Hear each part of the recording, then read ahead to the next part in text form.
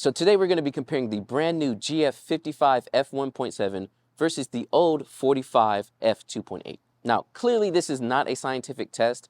I just want to see how it compares. If you watched my last full wedding day video, you know I shot weddings with the GFX 100S and the 45 2.8 was my go-to.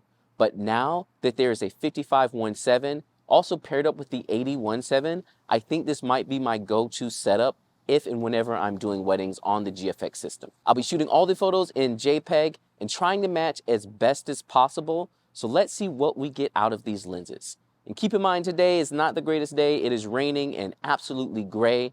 But you know what? We're gonna have fun with it and see how these lenses compare.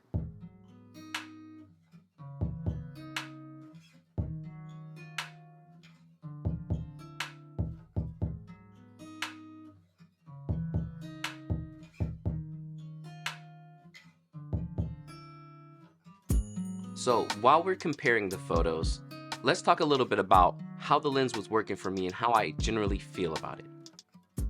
Now, keep in mind this was a pre-production model that I'm working with, so I can't speak to the final version of the lens.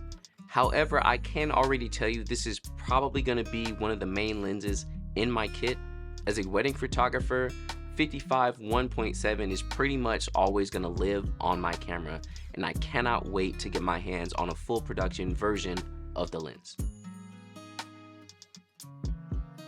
So 55mm on a medium format is basically a 35mm equivalent for full frame. If you know anything about the way I like to shoot, especially on a wedding day, 35mm is probably the most used lens that I use throughout the day. It brings in the most context while also capturing my subjects, and I think any wedding photographer should have one in their kit. Hold that. Now, the biggest challenge that came for me with this lens was the difference in the focal length between the 45 and the 55. Now, I'm used to using the 45, it's what I currently use, but the 55 was way closer than I was expecting. So between that and also the f1.7 versus the 2.8, I was getting a very different look in each of my photos. I had a hard time matching. I really did try my best, but I could have done a lot better. Now, clearly that's going to be one of the hugest advantages of the 55 1.7 is how much light it lets in and also the background separation. Yeah.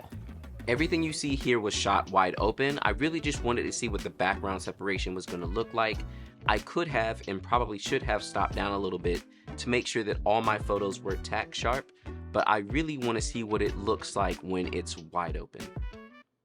And honestly too, that's kind of the main appeal of this lens, is that f1.7, so why not just shoot it wide open the whole time?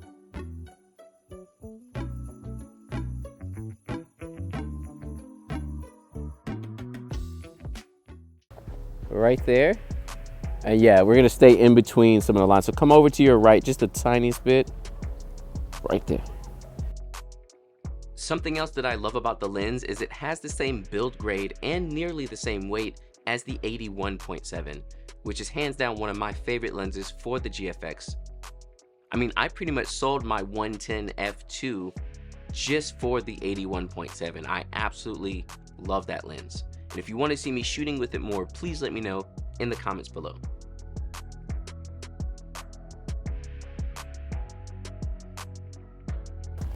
That's the tightness difference there. Ah, okay. Yeah.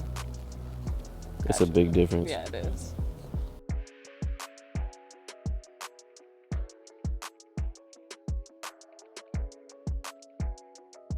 Now, again, as stated, I am working with a pre-production model, so I wasn't really able to test out fully how the autofocus worked. However, it didn't feel bad to me.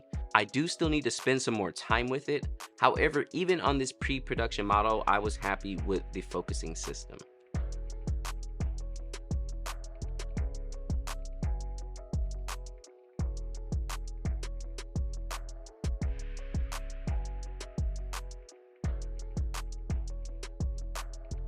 I haven't yet had a chance to use this at a wedding, but I'm really looking forward to how it's going to translate to an actual real-world wedding rather than me doing a styled shoot or just a slower portrait shoot. So hopefully we'll see some more of that in the near future.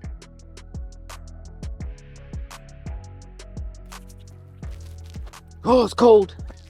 So what did you all think about the 55 versus the 45? Honestly, for me, the 55 looks absolutely amazing and it's definitely sharper. The bokeh is nice, but I do miss the whiteness of the 45 sometimes. But I'm thinking my main kit for the GFX is basically gonna be the 81.7 and the 55 1.7. This is great for portraits, engagement sessions and stuff. So it's definitely what I'm gonna be using. Let me know what y'all think in the comments below, and definitely make sure to subscribe and check out this playlist here for more GF55 content.